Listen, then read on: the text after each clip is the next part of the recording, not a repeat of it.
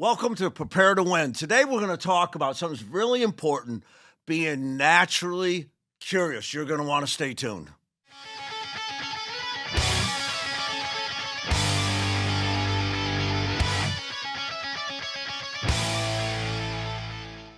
Hi guys, I'm Grace and I'm with David Lowe, the automotive sales coach, and we are talking about being naturally curious, and that's something that one of those soft skills we've noticed has really been overlooked. Right? Nowadays, we always know what, but we sometimes, most of the time, fail to know why. Right? So this whole podcast, every episode, we want to deliver, what it takes to live and to sell with excellence, right?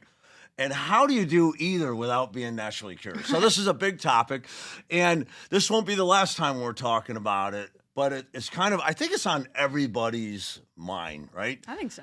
Being naturally curious, what's it mean? I think that some of us have this kind of naturally. Somebody says something, I just got a boat. And we're like, what kind of boat you got? Why'd you get that? We want to know. Others are like this. I just got a boat. Oh, yeah, I used to have a boat. And we go off, right? Does that make sense? Yeah. And so we've got these two competing things going on. I think that you may have it as a natural kind of part of your family's DNA. Maybe it's been passed on. Maybe it's been demonstrated by people in your family where you listen well, right? One of the past episodes talking about active listening. Right. And you might just have that natural ability handed down, or maybe it's just like I said in your DNA, where you want to know things, and so you've naturally asked questions. And if you don't, that's okay. If we're mindful of it and we know about it, we can improve it, right? So the question is, who cares? Right? So are you curious about why we talk about naturally curiosity, right? So you mentioned it. Most salesmen today know what the buyer wants. They even know what equipment they want, what color they want. They even know what they want to pay and what they have for a trade and and how much they want for that. What? And so they'll come to the sales desk often, and somebody will ask them a question. Well, why are they trading in a 10,000-mile car? And this consultant will say, I don't know. I guess they wanted a new one. Right. In other words, right, I don't know. I didn't care to ask. we didn't ask, right? And so this is a big problem. Not being naturally curious costs us customers, which means it costs us deals and costs us money. And it kind of goes on. The way that we build relationship and trust, how do we do it? Let them influence you. Ask good questions. Ask good questions. And we don't want it to be like 20 questions. I have a list of questions to ask you on my discovery sheet here. One question, no, we don't want that, right? That's for amateurs. Pros are like, hey, I really want to understand you. And when we seek to understand someone, we're naturally curious about them. They feel understood. They feel valued. Another word for feeling valued is feeling loved, right? And so if we want to build relationship and trust, we definitely have to show interest, don't we? I agree. And it brings me right to something that you've trained me on, right? We have the saying of clerks know what, closers or consultants know why. That's it. And it goes back to why our process is so beneficial and so impactful is because we care about that. I don't want to just know what they want. I'm not a Qdoba order taker. What do you want, right? White or black rice, beans or no beans. Right. I want to know why. Right. And because we focus on that relationship and trust, we have that principle has been around for thousands of years, right? To have influence with somebody, I have to first let them influence me. Isn't It's that all it? back to however long ago that was. Right. So now you just said it. So you just kind of put it all before we talk about kind of some of the good questions that we train. I think you kind of just said it as to have influence with them. We want to be influenced by them. Right. And isn't it true that if we want to build value in our product, that we need to relate our product's features to their lifestyle? That's right. How can I relate the value of me, of my dealership, of my product and my pricing? How can I relate that to you if I don't know you? Right. So many salespeople during the COVID growth boom made a lot of money without knowing a thing. Maybe you were selling before. And there's this problem before too. People wanted to know what and get right to the money. And when somebody didn't buy, it was always too much. The price was too high. The payment was too high. They couldn't do it, right?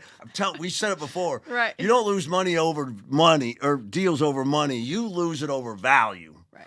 90 times out of 100, it's not an affordability issue. It's a value issue, meaning I could pay it if I thought it was worth it. Right. Or I'd take that for my trade if I really wanted the car, if I thought I don't think the car is worth what you're asking me for. And so if you know what, I guarantee you that the price is probably going to be too high and the payment's going to be too low or too high and the trade's going to be too low. But if you know why, then we have something to talk about, don't we? Right. And it goes through the whole process. So being naturally curious. Now, this came to the forefront. I think it was Ted Lasso. That's right. Yeah. Yeah, and great show and a lot of funny stuff. But the dart thing, he said people always underestimated me, right? And so don't be judgmental, be curious, right? I think was the statement. He called it Walt Whitman or something. And of course, there was a lot of stuff about that's misquoted. Walt Whitman never said it. TV never said, hey, we're going to be accurate, right? You don't watch TV for accuracy. I hope you don't. Hope you watch it for entertainment. And so it was great entertaining. And he did make a great point that people often see what they see, but they're not even curious about what they don't see. The Goldbergs, Goldberg said, I'm not an expert, but thank goodness I've got very strong feelings about the subject. And I think that kind of sums up our world right now. People carrying picket signs about something they don't know anything about. It'd be really kind of cool if we would slow down a little bit and say, do I know what I'm talking about? And in life, that should be for everything. Why do I believe what I believe? And am I been curious about why I believe that and researched it for myself? Right. Or by letting some particular group or some particular media influence and tell me how to think? So being naturally curious is one way we can make our own decisions. Free will, you have that opportunity. But it's really misused if you don't ask questions, right? Now, in a selling situation, wow. If we don't ask our buyer questions, how are we going to know how to help them? Right. We know what they ask for, but we don't know what they'll buy. Right. So they come in with it. Yeah, we know that. So most 9 out of 10 people are coming in. They've landed on a car. They did some shopping around. They know what they know, but they don't know what they don't know. And they're counting on an expert to show them, am I buying the right car? Right. That's it. Who's the professional here? That's right. Me. That's right. As a consultant. Who's the one leading the situation? It should be me, the consultant. Yeah. And I'm going to lead and have the opportunity to lead based on how I let my buyer influence me. Yeah, right. Ask good questions and use that good information to say, hey, you know what? From what you told me, I have some ideas. That's right. Who wouldn't trust that? That's right. I know I would. I'd say, lead the way. That's right. And it's not just, I think, in sales that we're losing our curiosity. I was a doctor for my shoulder problem. And I got a problem with my shoulder. He says, okay, I'll schedule an x-ray. He didn't take any time to understand it, really.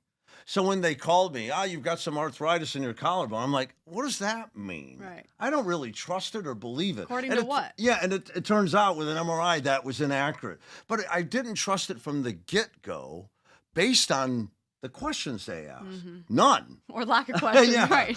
And so how can they possibly understand it when they don't, right? So we're really hoping that the experts we trust in our life will slow down enough to understand us.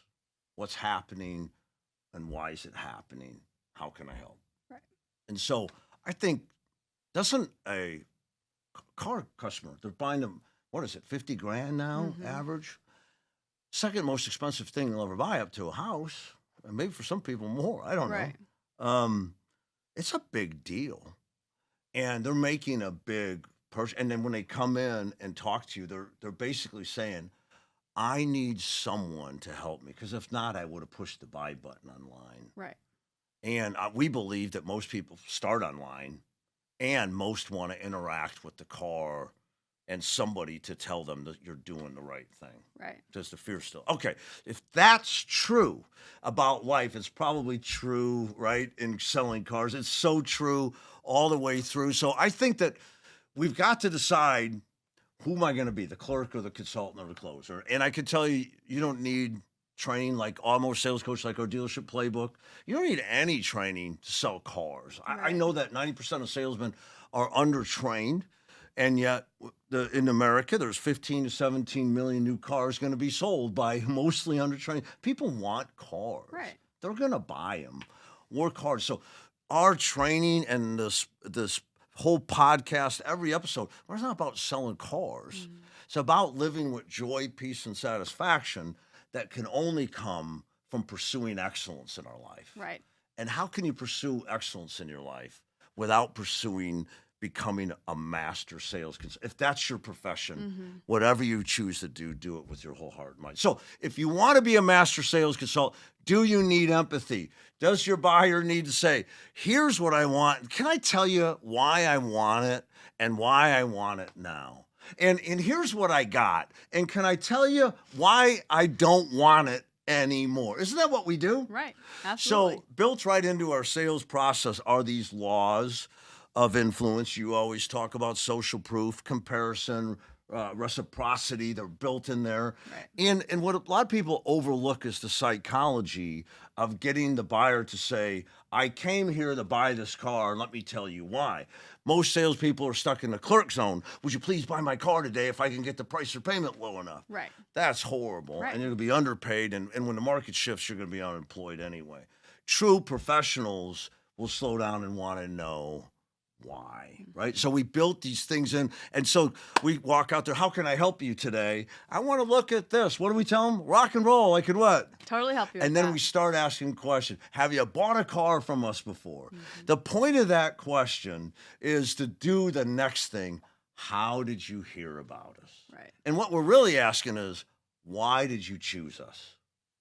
Isn't that a motivating factor? They drove by how many dealerships to get to us? Right. So they chose us. Yeah? Instead of telling them we're the best place to buy, why don't you let them tell you? What? Does that make sense? That's right.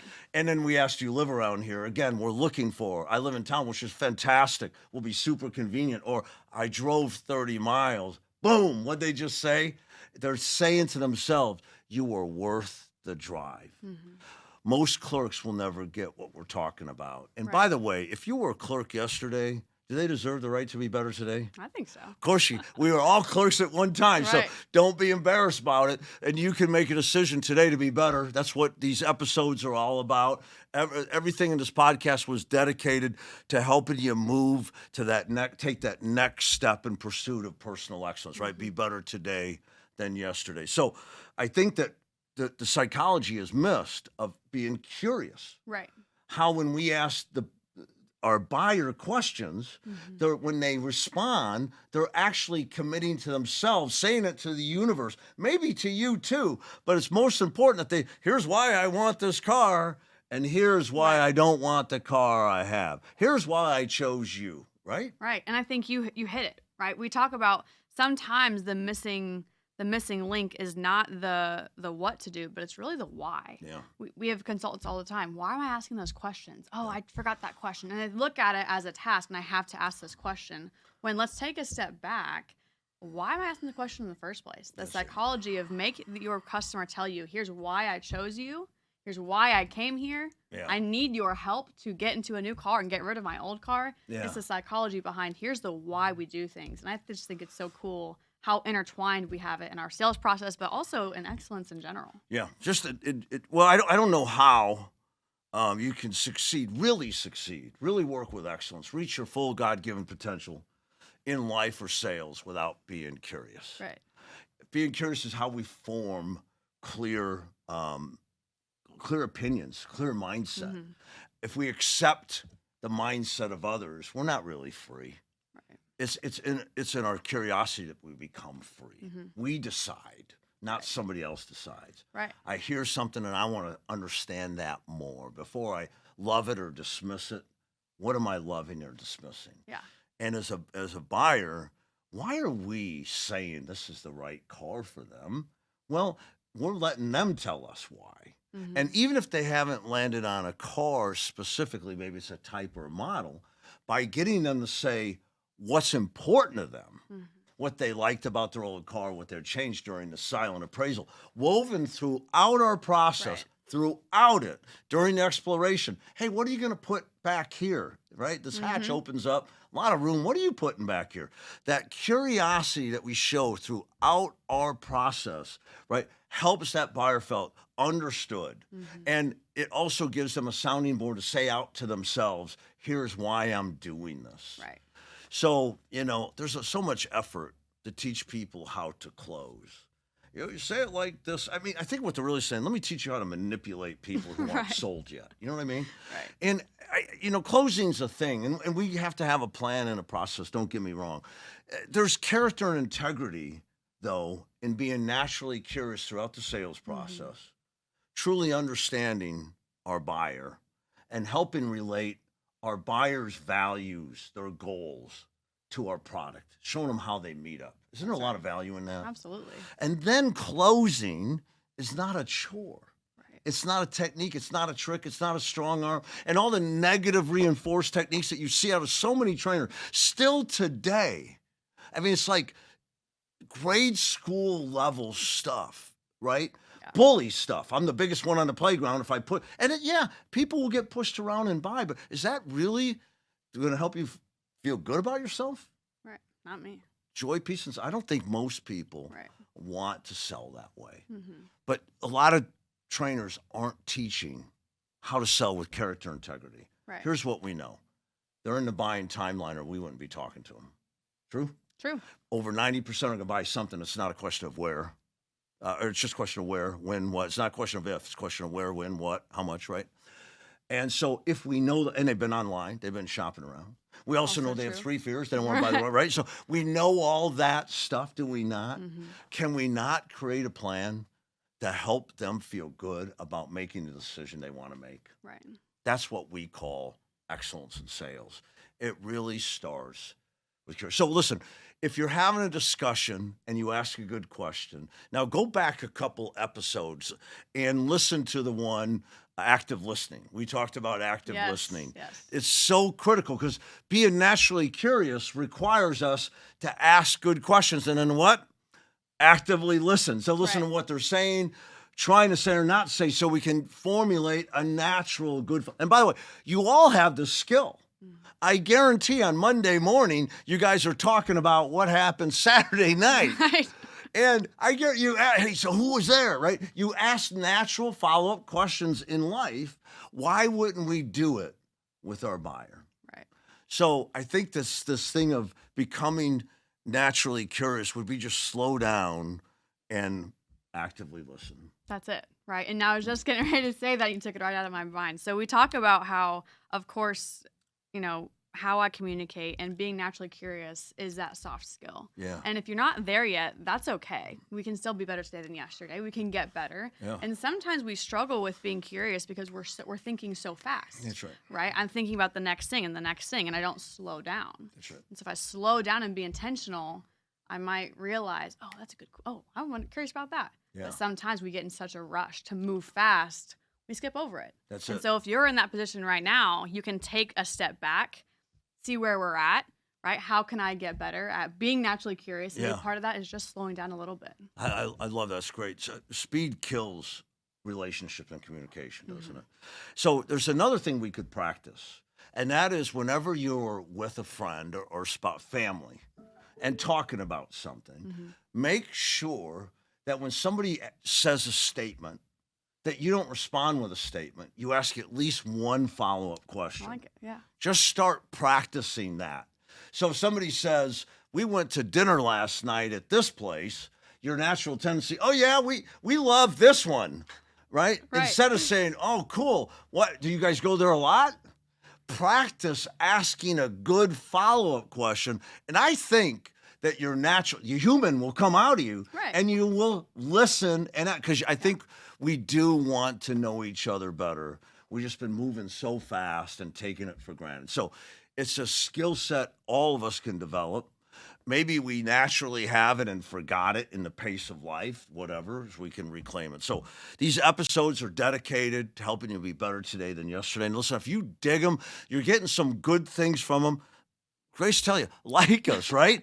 I don't care what platform you're on. Like us, send us some notes. You can see us on Automotive Sales Coach on Facebook. We're on YouTube. We would love to be a benefit to you. We have our what we think is the most effective, simplest sales training out there, the dealership playbook, Automotive Sales Coaches Dealership Playbook. That's out there. If you go to preparetowin.com, you can get information on that. And this podcast is all designed to support all that, to help you be better today and yesterday. You know what? The more information you have and the more you focus on excellence, the more you head towards it. Right. So we're trying to give you different ways to gather these principles to help you live with excellence, right? That's right. Is that cool? Sounds great. Good selling.